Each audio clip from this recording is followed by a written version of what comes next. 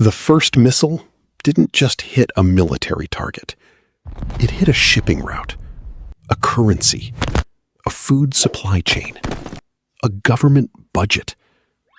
And somewhere, quietly, it hit an ordinary family buying bread in a supermarket, hundreds of miles away. That's the strange thing about modern wars in the Middle East. The explosions are local, the economic damage is regional, and the bill keeps arriving long after the headlines disappear.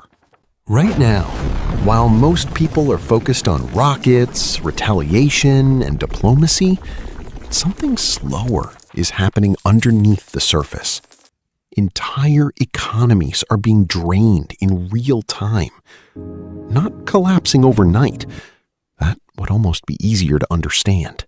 Instead, they're being hollowed out gradually, budget by budget, currency by currency, debt payment by debt payment. And the uncomfortable part? Many of these countries were already financially fragile before the war escalated. This conflict didn't create the weakness. It exposed it. Because modern Middle Eastern economies operate like a tightly connected machine. Oil flows through one side, trade routes through another, tourism, foreign investment, shipping insurance, remittances, subsidies, fuel imports, dollar reserves, all connected. Start a war in one corner of the system, and suddenly everybody's economic math changes. Take the Red Sea. For years, it was one of the world's most important commercial highways. Roughly 12% of global trade passes through it. Oil tankers, container ships, industrial parts, food shipments. Normally, ships pass through quietly. Nobody notices. That's how global trade works when it functions properly. Invisible, boring, predictable. Then attacks on commercial shipping started escalating, and suddenly the world remembered geography exists. Shipping companies began rerouting vessels around Africa instead of passing through the Suez Canal. That sounds like a small detour. It isn't. It adds thousands of miles, more fuel, higher insurance costs, longer delivery times, Which means higher prices. Not just for Europe, for Middle Eastern economies too. Especially countries already dependent on imports. Egypt is one of the clearest examples. For decades, the Suez Canal has been one of Egypt's most important sources of foreign currency. Every ship passing through basically pays rent to geography. Simple business model. Very old business model. Usually effective. But when shipping traffic slows down, Egypt loses billions in revenue. And Egypt desperately needs dollars. Because here's where the real economic pressure begins. Many Middle Eastern economies don't just rely on local currencies. They rely on access to US dollars to buy food, to pay international debt, to import fuel, to stabilize their own currencies. Once dollar inflows weaken, the entire financial structure starts wobbling. Egypt has already been struggling with inflation, currency devaluation, and debt. Now, add reduced canal revenue on top of that.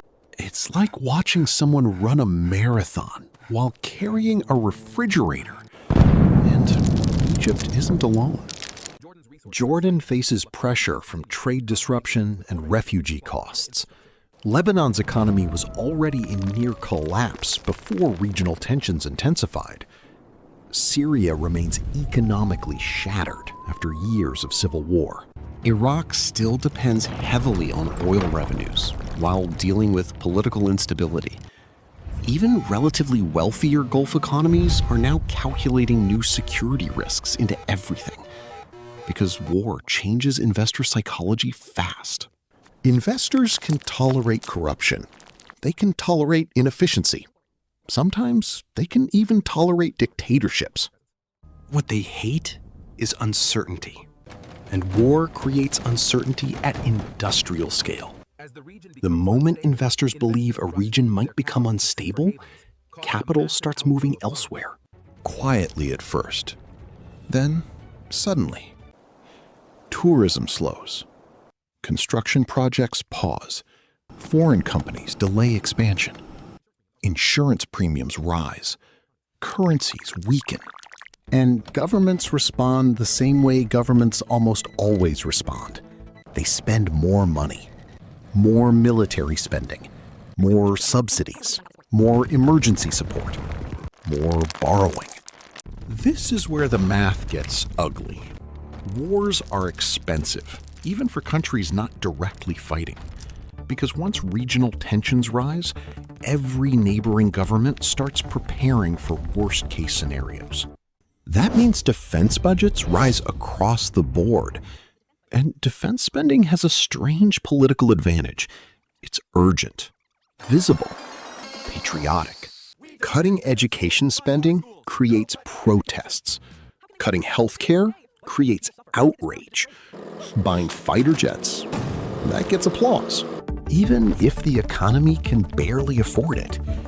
There's an irony here. Many Middle Eastern governments spent years trying to diversify away from economic dependence on oil. Massive futuristic projects, smart cities, tourism campaigns, tech investments, luxury mega projects rising out of the desert. The message was clear. We are building the post-oil future.